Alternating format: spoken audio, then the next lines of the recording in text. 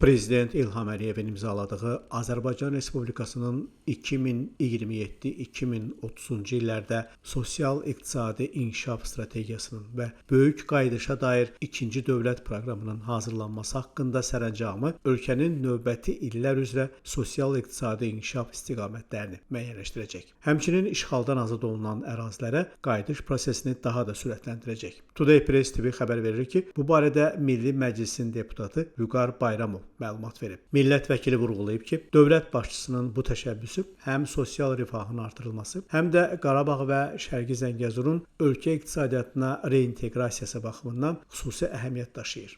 Onun sözlərinə görə artıq 15 minə yaxın keçmiş məcburi köçkün bu ərazilərə qayıdıb və ikinci dövlət proqramının icrası nəticəsində bu rəqəmin 140 minə çatması gözlənilir. Stat: Yeni sənədlərdə regionun iqtisadi potensialının reallaşdırılması, iş yerlərinin yaradılması, özəl investisiyaların təşviqi və biznes mühitinin yaxşılaşdırılması kimi prioritetlər əksini tapacaq. Qarabağ və Şərqi Zəngəzur ölkənin iqtisadi inkişafında driver rolunu oynayacaq. Statın sonu. Deputatın fikrincə bu təşəbbüslər Azərbaycanın post-münaqişə dövründə regional inkişaf modelinin formalaşdırılması baxımından da mühüm addımdır. Türkan İskəndərli, Namiq Abbasov, Today Press TV.